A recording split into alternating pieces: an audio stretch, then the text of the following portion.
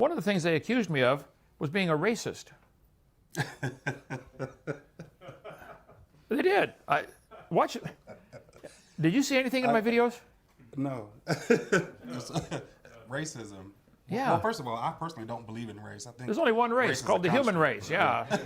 Okay, but go ahead. You know, I think that they're so desperate to throw any mud at me that they can. You know. So okay. a lot of people tell me I have interracial kids, and I think, you know, if a man had sex with a monkey and they had a baby, maybe that's interracial. But, you know, two humans have sex and have a human. It sounds pretty basic to me. That's correct. But I'm Norwegian. My wife is Irish. Is that an interracial marriage? You know, there's certainly no scriptural reason to not have a black and white person marry. There's no scripture against that at all. There is only one race. There's only one race, the human race. There's different colors, but there's only one race. I think in some segments of society it may be, you know, really, really hard on the kids. And that's unnecessary to do that, you know. So, you know, I don't think it's necessarily the wisest thing to do, but there's no scripture against it whatsoever. I've never met a black man. Yeah. Here, I'll show you.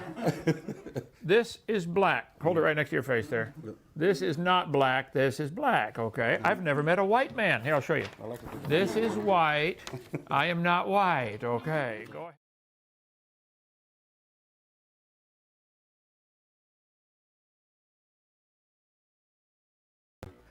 One of the things they accused me of was being a racist. Ham and the whole Negro race have been cursed with black skin, the mark of Cain. This is official Mormon doctrine. It was for centuries. And they might have changed it now when they found out those guys can play basketball. Man, we need them at Brigham Young. Like the Mississippi bus driver, did I tell you that one? They were arguing back first days of, they made laws you can't segregate, you know, so the blacks and whites are arguing on his bus. And he finally stopped the bus. He said, everybody get out. Everybody off my bus. Off.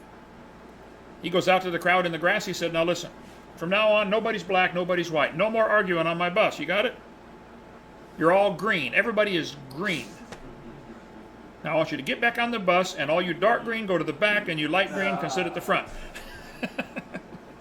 That's a joke, Hannah. Okay. It's about like the welfare for the black people, or for primarily the black people.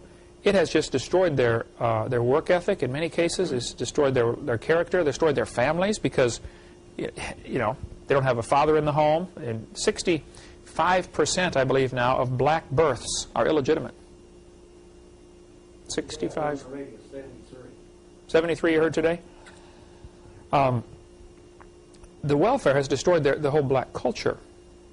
I remember as a kid, we had, you know, friends that were black, and they were hard-working like everybody else, you know, and took care of their family like they're supposed to, you know. It's so sad. And that's what happened to the Indians. So many of them now. When I was down in Chinle, Arizona, and in Farmington, New Mexico, for a couple of weeks working with the Indians there, a large percentage of them are alcoholics.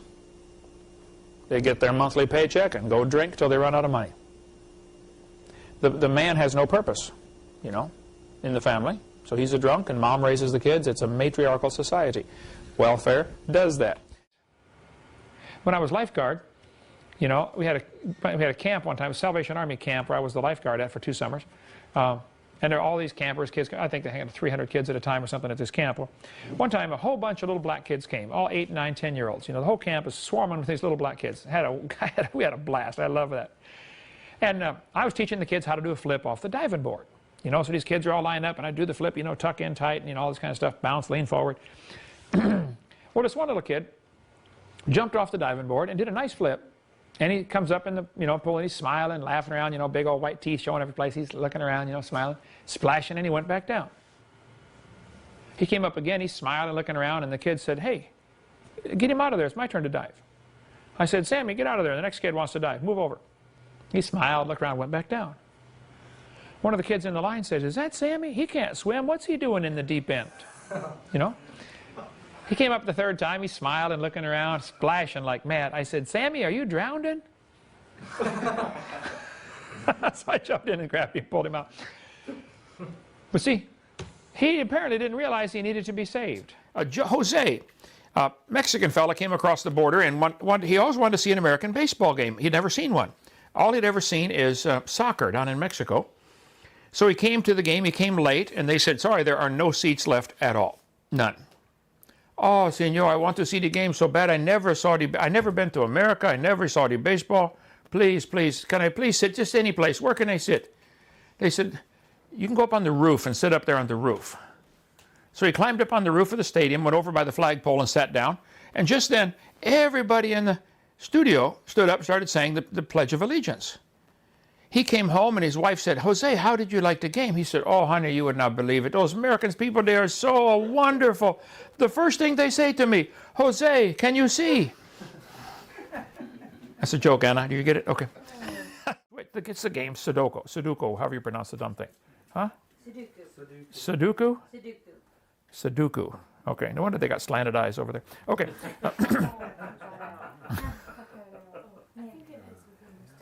No.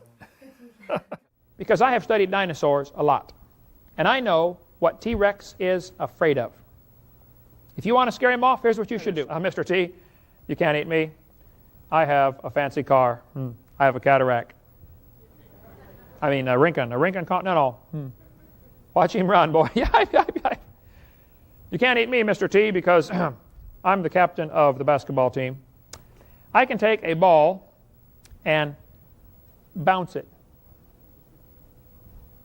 And then I can throw the ball through a hoop. Whoa. You can throw a ball through a hoop like a seal. Wow. Archaeoraptor, read it here, the unofficial name of the fossil is actually two animals pieced together, either in an honest mistake by its originators in China. You know, all these fossils are coming from China, where the people work really hard to make, 80 cents a day. And if they can work really hard for an extra couple days and make a fake fossil in some American museum like Smithsonian will pay them $200,000 for it, they can support them and their family and their whole city for the next 10 years on that money. Yeah. And all these fossils are coming from China. Interesting.